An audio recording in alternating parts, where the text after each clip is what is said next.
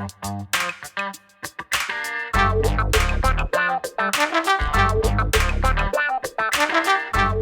everybody. Thanks so much for tuning in to this edition of Let's Be Blunt with Montel. My guest today is a doctor of Chinese medicine and a licensed acupuncturist. When her son Remy was born with a rare genetic disorder, she began studying the benefits of CBD and realized that combining CBD with Chinese herbs could provide relief for her son's tremors and seizures. She is the owner of and co-founder of Radical Roots Herbs, an herbal company that uses the power of the full spectrum hemp to potentiate the actions of Chinese herbs. Chloe Weber, thanks so much for being with us today. Thanks for joining us on Let's Be Blunt. Absolutely my pleasure. I'm really excited to be here. Let's back up a little bit. Let's talk a little bit about your background and what got you interested in Chinese medicine to begin with. Oh man, well, Chinese medicine. So I had gotten acupuncture when I was in high school to quit smoking cigarettes. One of my best friends' mom was doing therapies for cancer. She had had metastatic cancer and gone to an acupuncturist for a while and sent us to get some acupuncture to quit smoking. And it was a really interesting experience in a sort of hole-in-the-wall clinic in Manhattan. I'm from Brooklyn. And I loved it. I thought it was really cool. Didn't totally work. I was a teenager, so I went back to smoking cigarettes. But I had done it a couple of times over the years for like allergies and whatnot. But then when I was getting older, I wanted to do something in healthcare, and I had tried going the Western medical route, and I just wasn't really interested. It just seemed like I was putting a Band-Aid on everything. And I sort of stumbled into a school for Chinese medicine, saw the walls and walls of Chinese herbs, and started looking into the pharmacological actions of them, and kind of fell in love. And it's been a wash ever since. No, wait. Who's the doctor? If you remember the name, who's the doctor you saw in Manhattan? Because I did the same thing. I actually don't remember the name. I mean, it was probably like 20 years ago, but I'll ask Allie and see if I can figure it out. Well, that's guys. That's very, very interesting. I like you did, venture down that path to see if I could stop smoking, and that didn't work. But then I ended up going back to see that same acupuncturist when I got diagnosed with MS, and that really did help me quite a bit, as a matter of fact. Oh yeah, no, it's incredible how much acupuncture can help with so many different things. I mean, I've treated patients for all sorts of neurological conditions, all sorts of autoimmune disorders. It's really fun. I mean, there have been so many patients that have come in that I'm like, wow, you've been to 20 doctors. What am I possibly going to have to add to this? Right. And, with consistent care and with them actually taking their herbs and getting acupuncture and like tuning into their body, people respond really, really well to it. It's a beautiful medicine. I spent about a good 2 years actually taking a lot of Chinese herbs, but literally I just fell out of contact with the doctor that was prescribing them for me because the doctor was in a different state, and she was mailing the herbs to me in big bags, and I would boil these roots and stuff and drink it, and I really I felt like I got benefit from that. I really did. Oh, they're amazing. I mean, I'm very impressed that you boiled the herbs. That is something that is a very big challenge for us to get our patients to do. So right off the bat, that's like some super respect for me. But they're really like customizable pharmaceuticals, like it's taking the wisdom of thousands of years and millions of doctors, evidence-based research, and making it so that we're customizing it for each patient every time. So it makes it super safe. It's really effective. As we've learned with cannabis, there's this whole entourage effect that comes with herbs when you're using the whole herbs, as a medicinal, property that makes it much safer and more effective. So. And that's something you have to really pay attention to where the herbs come from, correct? I mean, because I think that's what ended up. I got maybe 3 bags that I processed and boiled, and I put big jars, had in my refrigerator, and I was using them every day. And then the 4th bag came in, and it just looked a little dirty to me. And I was like, well, why would you send me something that had all this dirt still in there? But I guess like really what it was just really the bag of herbs got bounced around a little bit. So a lot of the bark and things were rubbing together, and I didn't recognize that. But that's what kind of took me off that path. But it's something I might venture down again. Oh, you should. I'll send you some herbs. No, the quality is always very important. Like with Chinese herbs, we have typically about 400 that we use, regularly. So we have a bunch that we choose from, but mainly we want them grown in China. That's where they've been traditionally grown. There are different landscapes and growing techniques that they've really optimized in China. But in China, we also have to make sure that we're getting everything tested for pesticides, heavy metals, et cetera. I mean, for me, I work mainly with neurological conditions, kids with neurodevelopmental disorders. So, like, the last thing I want to do is add any sort of toxins into their systems as we're trying to like help them heal and detoxify some of these other things. Um, Sure, there yeah. are good companies out there that are doing really good stuff.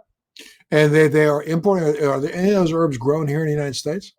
Some of them are. What I've found is that it's hard to get them at scale. Like, so for me, for my company, I can get some local organic herbs, but I can't get them at the quantity that I need consistently for my product. So, like, I use a company that imports from China, but they make sure that they do all of the testing. And then on top of that, I do all of the testing, once our products are completed. Third party. Because I'm sort of obsessive about that. No, you should be. Tell me a little bit about your son, and when did you realize that there was something wrong? I mean, let's talk about his story a little bit. So my son Remy is just the absolute cutest human. I might be slightly biased, but he's got me wrapped around his pinky. He's 7 now. So when he was about 10 months, we got referred to early intervention, which is, early services for kids who might have some sort of developmental delays. And even then, I sort of just like shook it off. I was like, I'm a pretty chill mom. I don't follow these conventional norms. Like, who cares about these arbitrary milestones? But then he got referred to genetics and neurology. And then we went for another 2 years of testing. So it wasn't until he was almost 3 that he got diagnosed with this rare genetic disorder called STXBP1. So you're sort of fucked when your child's disorder is named after the gene that's mutated. But so at that point, he was just starting to crawl at 3. He'd been doing, probably 40 hours worth of therapies every week. So the doctors told me that, due to the genetic mutation, they didn't expect him to talk, they didn't expect him to walk. He would have these Parkinsonian like tremors, severe to moderate cognitive disabilities, ataxia, apraxia. I mean, literally everything. So it was one of those, I certainly knew something was going on, but I had never imagined that it would be something so severe. So that sent us down a whole nother rabbit hole of Remy and I have gone all over the world looking for answers and meeting new doctors. And I've studied everything I could get my hands on, which led me obviously to cannabis, because especially when it comes to epilepsy, which that was another one of the diagnoses that they said that he would likely have intractable epilepsy. When it comes to epilepsy, that's the hardest thing for me about my son's diagnosis. I mean, watching your kid have seizures is truly one of the worst things I could ever imagine I, having to. I have to echo that. I went through my oldest daughter went through um, childhood onset epilepsy that was adolescent onset epilepsy that really was just I understand what you're saying. It's one of those things, one of the toughest things that a parent can do, because there's really, when they are seizing, there's nothing you can do except for keep them from hurting themselves, and it almost makes you feel like, wow, what a yeah, at a loss. It, So, it's the worst. hmm?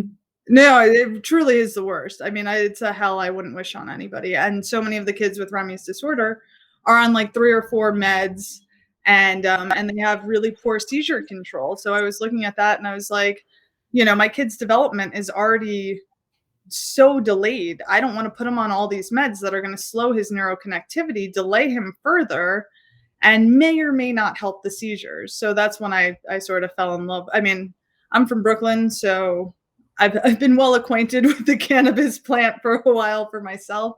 But then I started going down the CBD rabbit hole and just cannabis in general for neurological conditions. And it's blows me away every day. And when you started going down that rabbit hole, what did you find? Well, I found that it's one of the most safe and effective medications for so many different things. I also found that there's some really shitty products on the market. Um, and then in turn, in learning and starting the business, I found that there are so many hoops that you have to jump through in order to get good herbal products out to people, and in order to help educate people on what the potential of herbs are. So it's been a really big learning lesson, but it's been amazing for my son. And I can tell you that our products have really helped me as well. So it's been great. Did you first start him on Chinese herbs and then introduce the CBD in addition, or have you? And is CBD one of the only cannabinoids that you've introduced? Have you also, looked at CBC and looked at THC1 and other things like that, or THCA to figure So out what there's some? Go ahead. yeah, no, so I started him on Chinese herbs, and then I was playing with different CBDs, so I kept buying different CBDs, and none of them were really seeming to make much of a difference on his seizures. So then I combined them together, and then I found a farmer who does this amazing no-till farming technique, and I found this extraction technique called spagyrics, which is this crazy alchemical extraction technique. And I put them together, and then that started making a really significant difference on his tremors, on his sleep, which is so important for both of us, and then on his seizures as well. Recently, so he has these cluster seizures every like 8 weeks now, often with the full moon, which is often correlated to the gut and potentially parasites, which is a whole other nerdy topic. But so he has these clusters. So we're working with a doctor, and we're trying to look into different ways that we can start with THC for those clusters, because the CBD doesn't knock that out. And so that's one of the things that I also advocate a lot for, is that for seizures, for a lot of neurological conditions, you really do need more of the THC to potentiate the CB1 receptors and calm And it. it could be you can use THCA Mhm.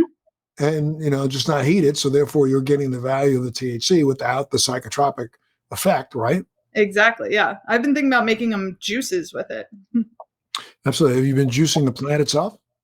I haven't, but we've been looking into getting some and playing around with the different cannabinoids. We've tried some CBG and some CBC, but nothing really has hit the mark yet for the once he gets into the clusters, but we'll get there. And how about from a terpene standpoint? Clearly, you probably are working with terpenes also, right? Mhm.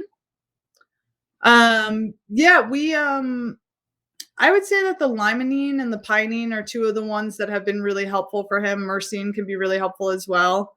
Um, but it's just fun, like to me, it's just amazing to see the potential of all of the different, as I was saying before, like the entourage effect. There's so much research in that in hemp, and how the terpenes potentiate the action of the cannabinoids, and how there's, 113 different cannabinoids in hemp.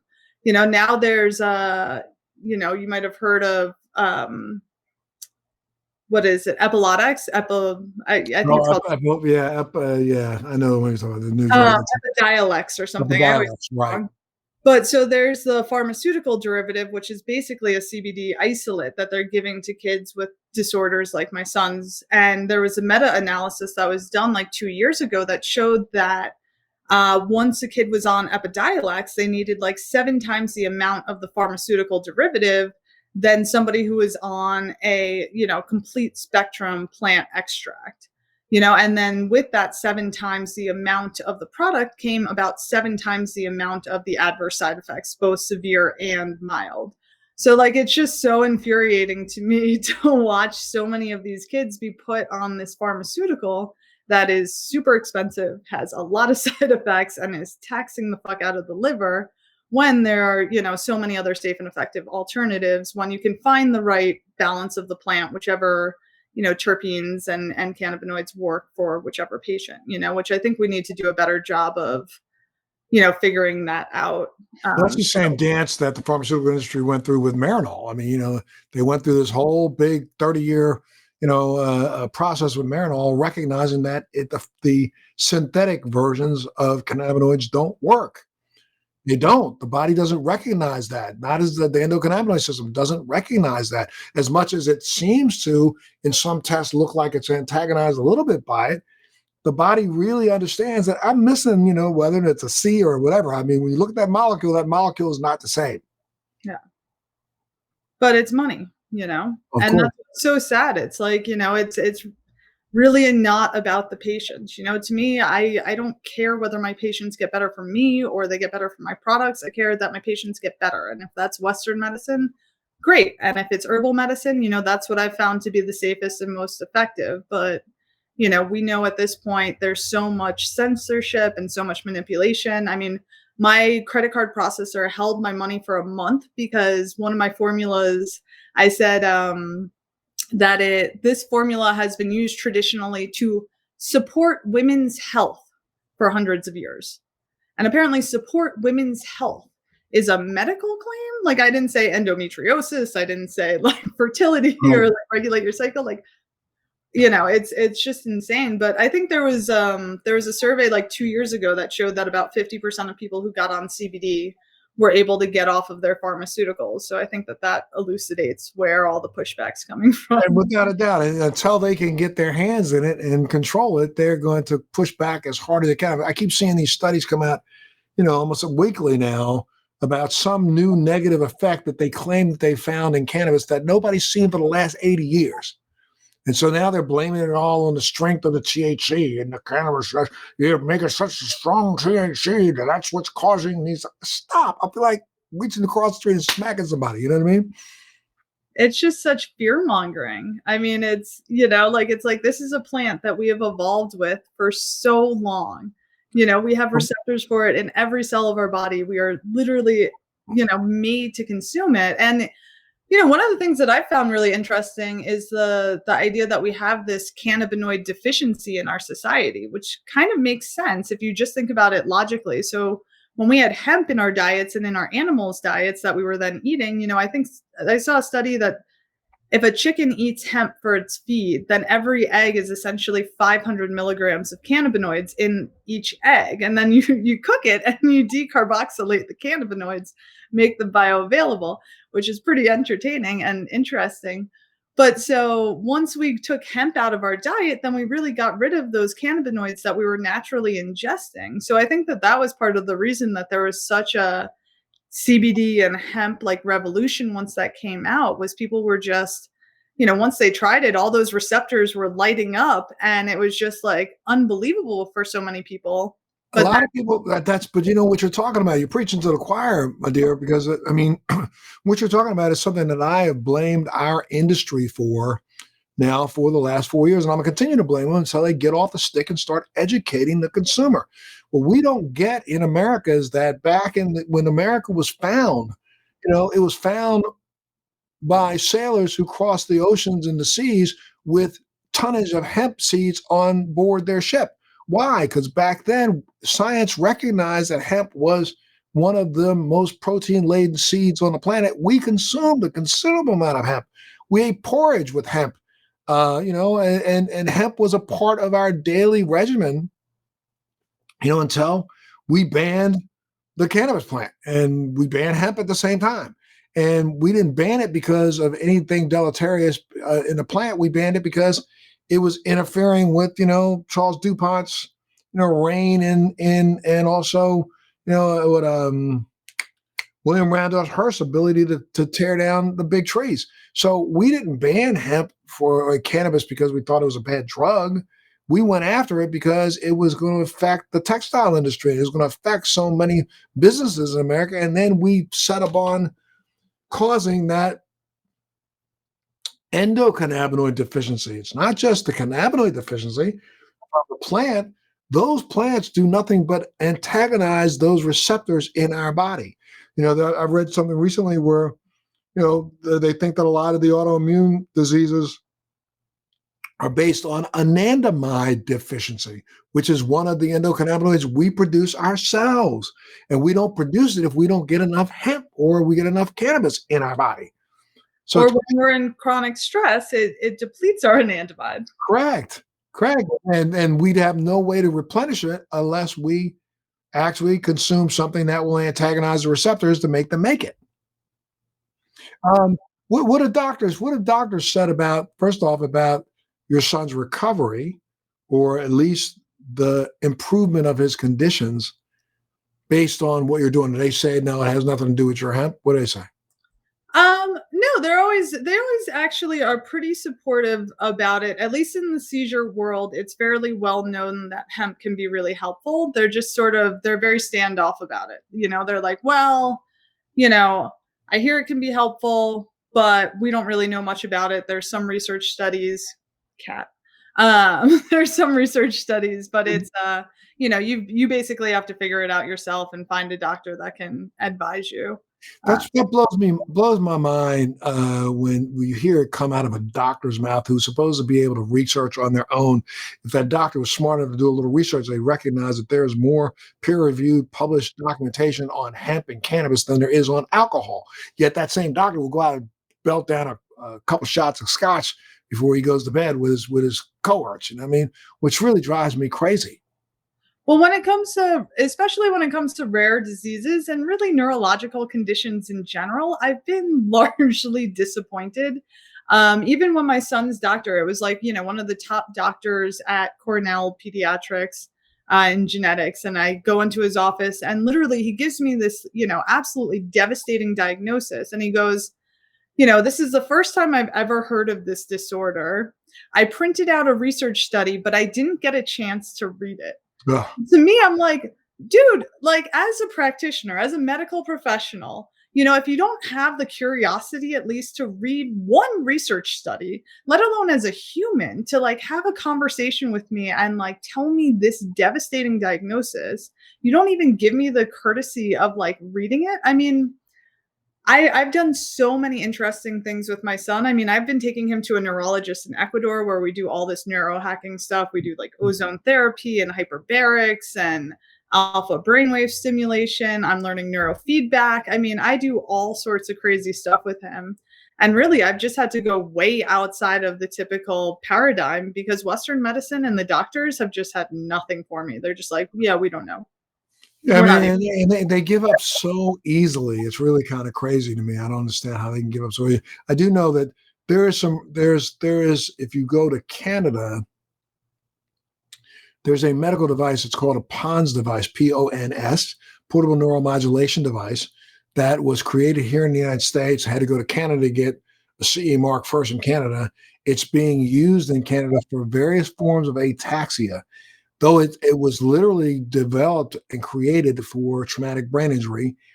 It ended up getting FDA clearance in Canada for traumatic brain injury and MS, and it's being off-label used in stroke and Parkinson's and ataxia, and also a little bit in cerebral palsy in Russia. It finally got FDA approval here in the United States, or FDA clearance in the United States, to be commercialized for MS and stroke. It's being used in Australia for stroke, MS, and traumatic brain injury, and also is undergoing trials right now or undergoing clearance in the EU for MS and stroke. So you ought to look into it. The company that created it is called Helios Medical Technologies, and it's PONS device, portable neuromodulation device, which does send stimulation through the two cranial nerves in the tongue directly into the brain. Yeah, I've been Very using this device for 10 years.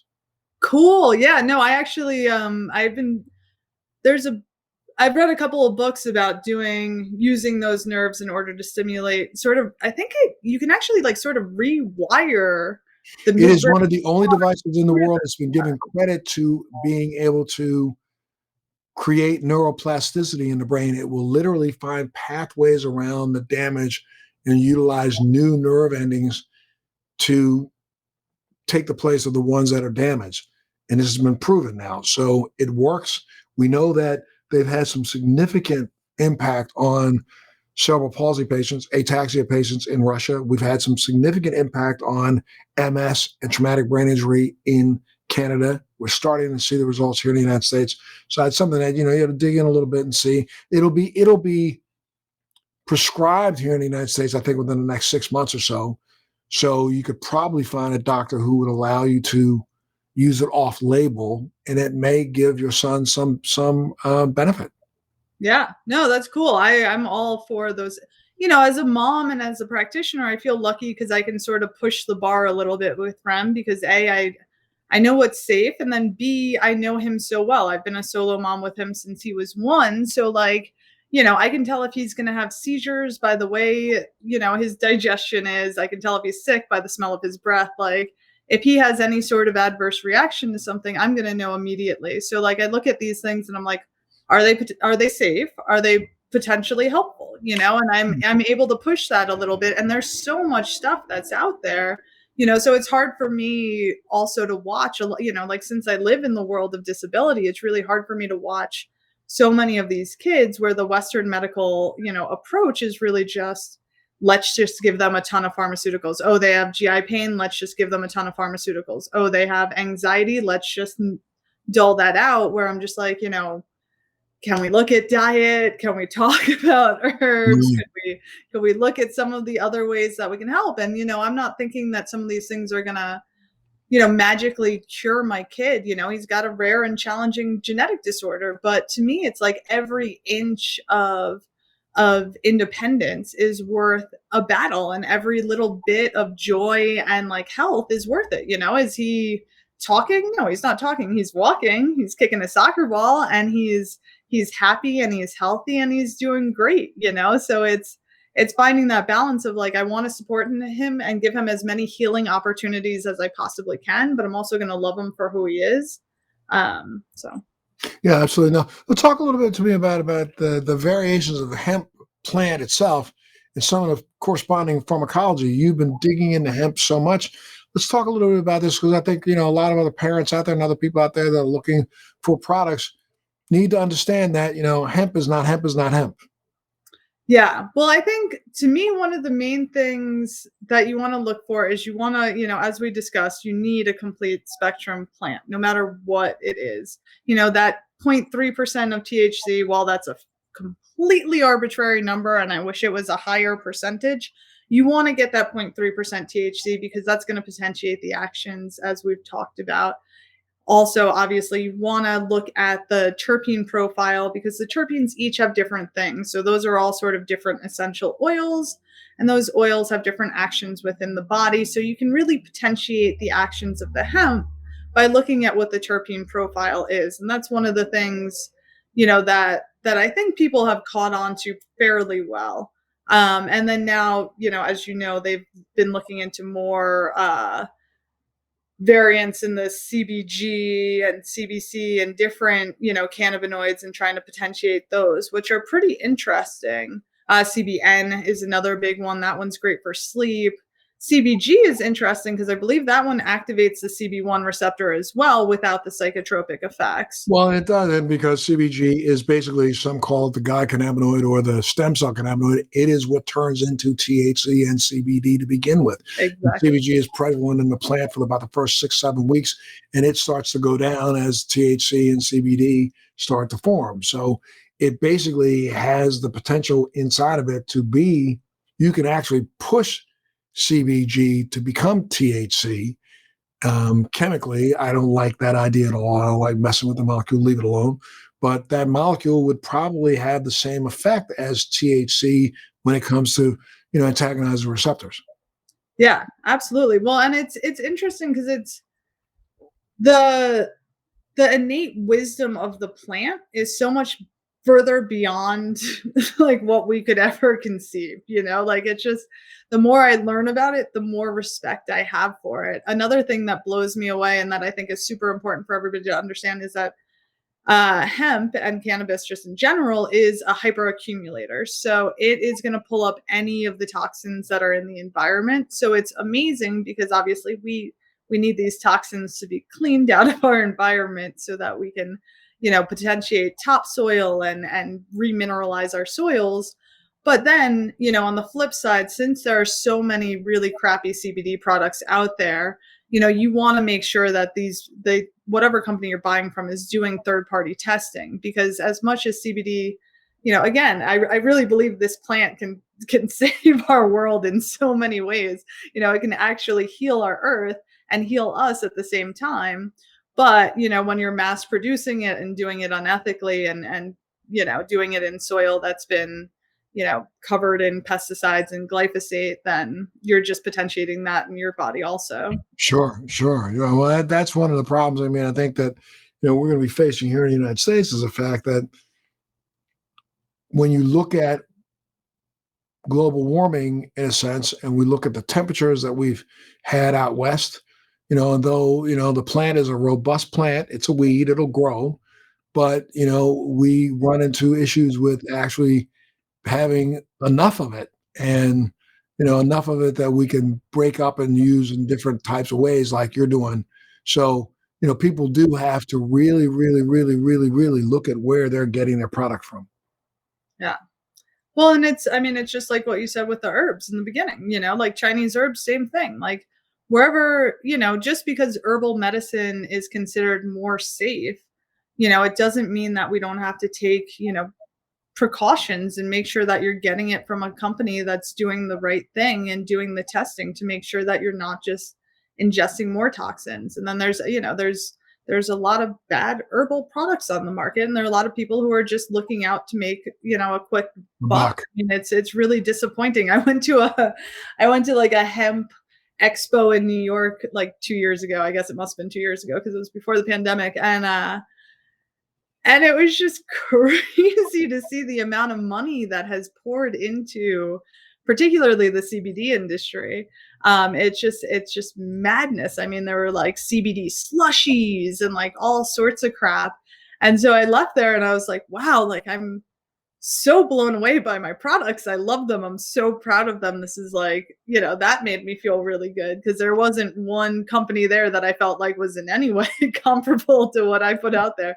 I was And like, especially since a lot of these companies actually claim to have CBD in their product, but they really don't. But they have such a small amount of CBD in a product that's really negligible that it would have any kind of a response in your body. oh, it's Yeah, crazy. I saw what somebody was telling me recently about a company that claims that they have 2,000 milligrams of cannabis. I don't know how they worded it somehow sneaky, but it was basically they were saying they had 2,000 milligrams per bottle, but they really had like 500. And I was like, but why do you lie? Like, just don't lie. right, Like, right. Well, and a lot of them, they put out this idea that they have hemp in their product, but they don't necessarily say that the hemp oil that they're using, hemp seed oil that they're using, isn't. They may just extract a little bit of hemp seed oil, give themselves a couple of microns, stick it in that bottle, and the rest of it is nothing more than filler. totally. Well, and it's so hard because, like, I'm sure I can't say CBD on anything. I don't say CBD on my website. I don't say CBD on the bottles. It's like, 750 milligrams of complete hemp extract or something along Right. those lines. So we get people calling up all the time who are like, is this CBD? What is this? And I'm like, well, I can't say CBD because that molecule is being used in a pharmaceutical. So now I have to talk about it as a whole plant because they can't patent a whole plant, but now Right. they're taking over that one cannabinoid, which I'm sure they'll continue to try and chip away at the plant. Correct. Now, how is CBD viewed in Chinese medicine?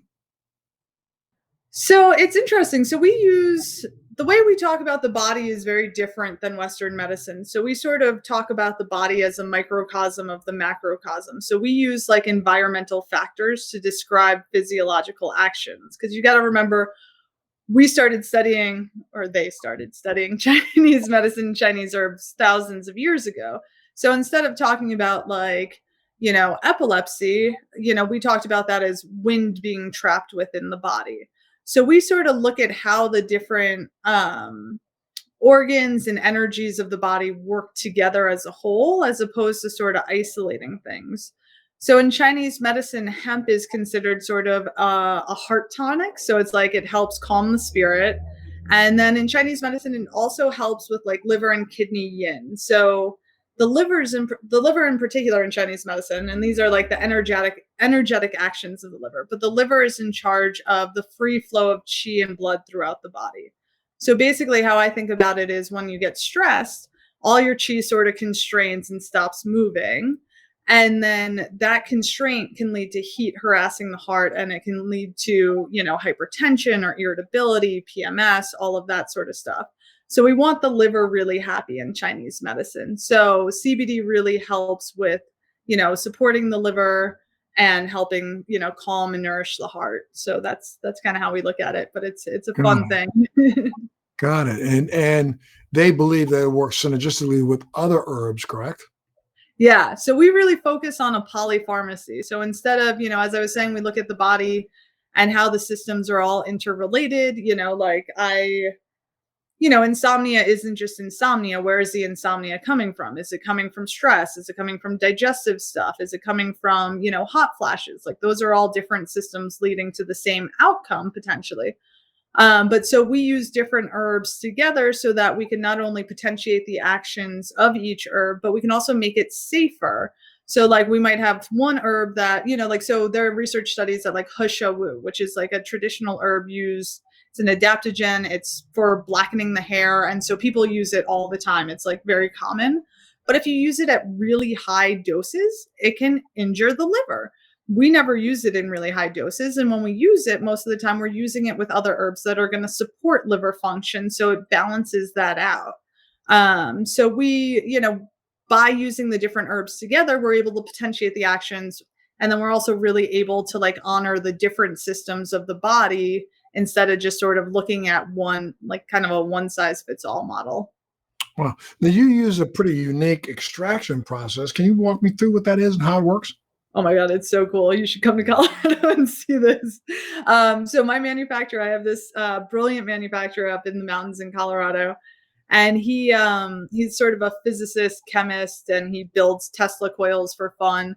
But he basically it's called spagyrics, and they tincture the herbs in organic grape alcohol. And so that's considered taking the spirit of the plant out of the herbs. And then they take the plants after that after it's been tinctured, and he burns it for like 8 to 10 hours. And then from the ashes, he's able to reconstitute all of the salts and minerals, which creates these incredible crystal things. They're just beautiful. And he takes those and puts that back into the tincture. So energetically and esoterically, they're combining the body of the plant back with the spirit of the plant, but it creates this really amazing alchemical reaction that makes the herbs really bioavailable. And then what's interesting to me is, hemp is a really mineral rich plant.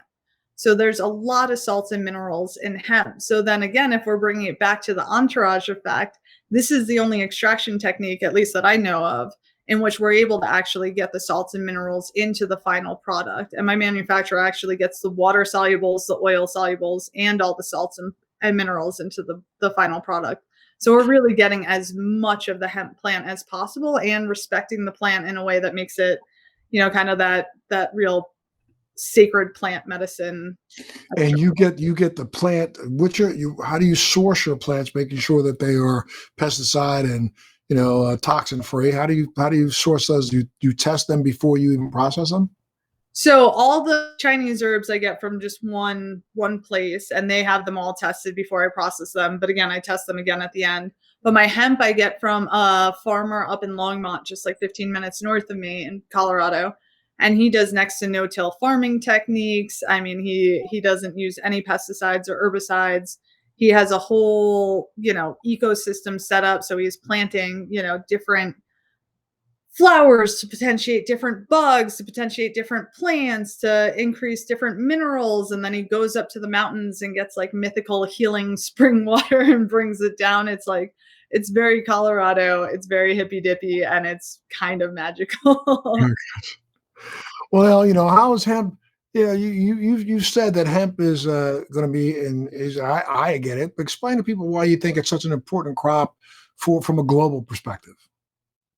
Well, from a global perspective, I mean, as you were saying, with global warming, and with our mass production of crops and how we are growing our food and how we are feeding our animals, we are losing topsoil, which is an incredibly important, it's All over the world, yeah. yeah, it's like one of the most important things.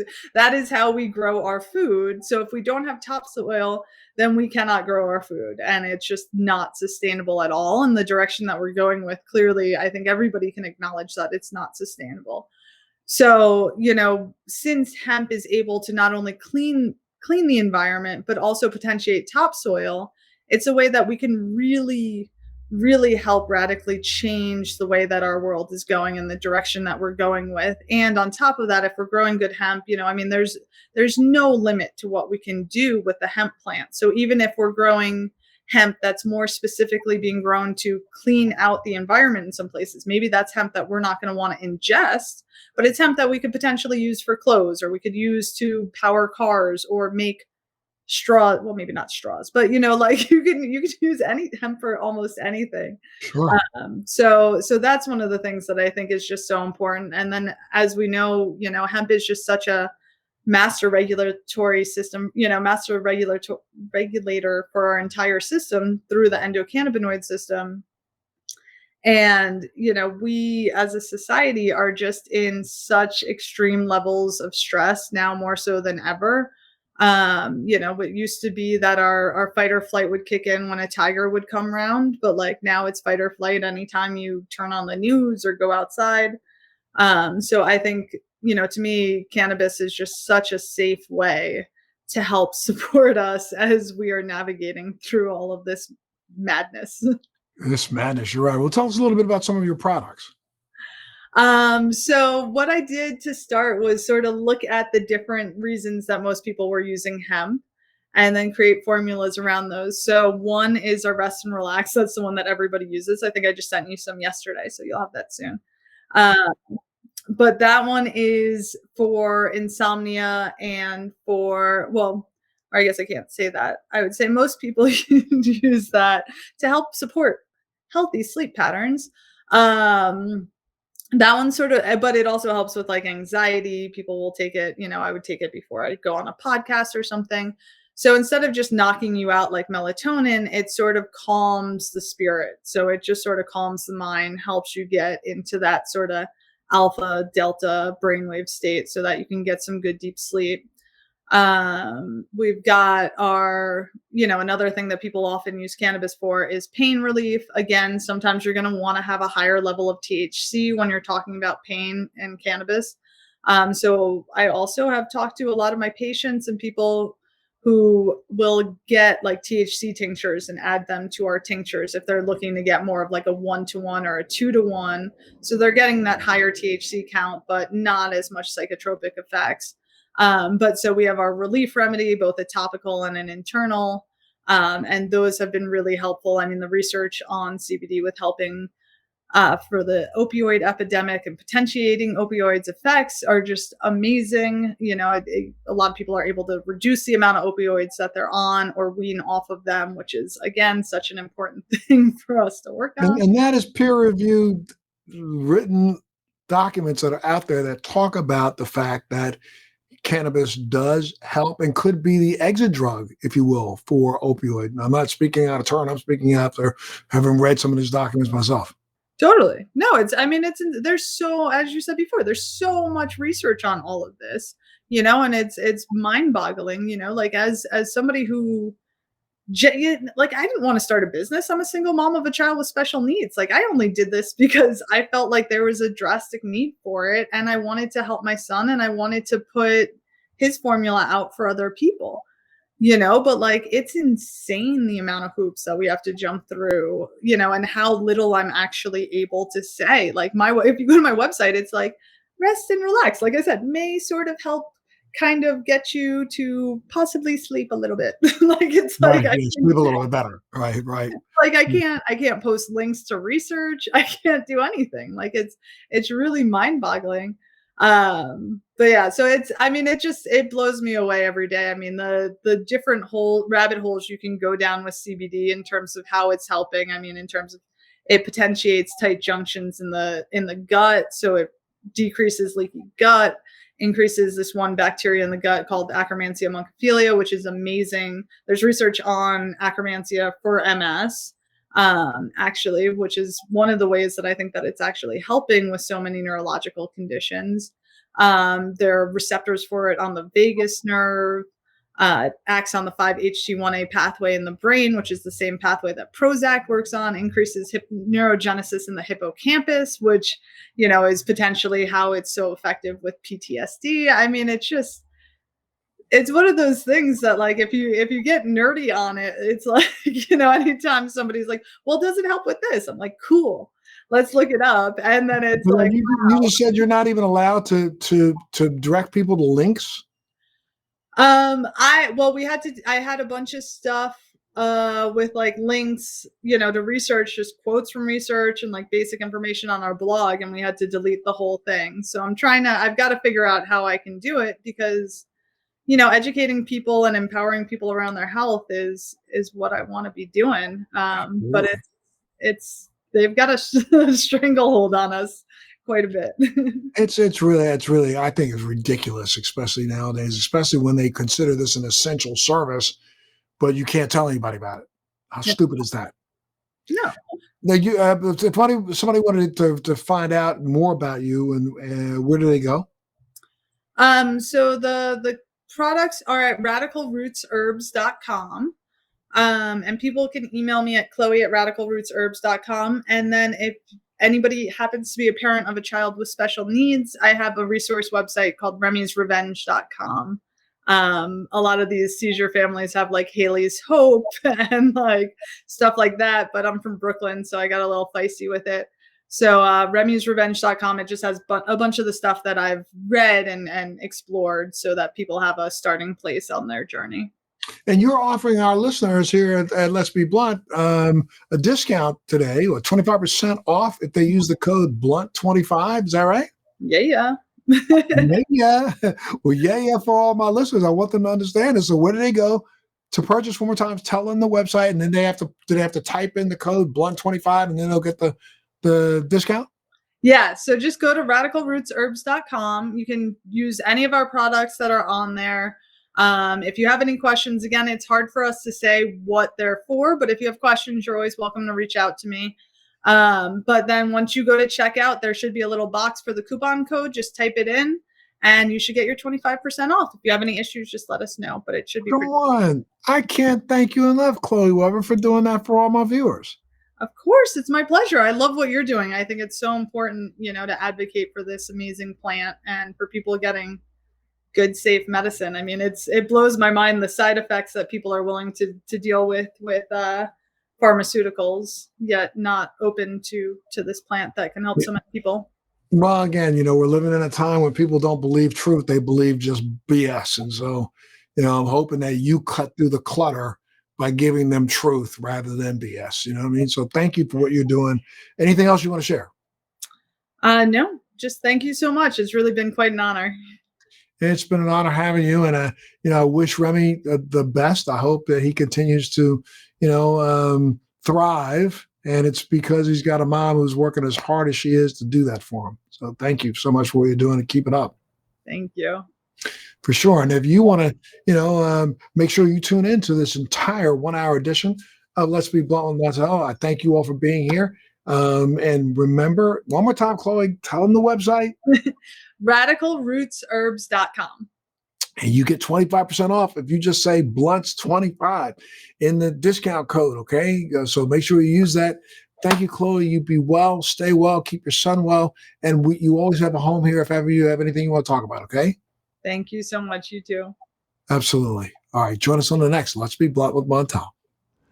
Thanks for joining me on Let's Be Blunt with Montel. Please make sure you're subscribed and hit the bell to be notified when new episodes post each week. We'd love to hear your feedback also, so please send us your comments.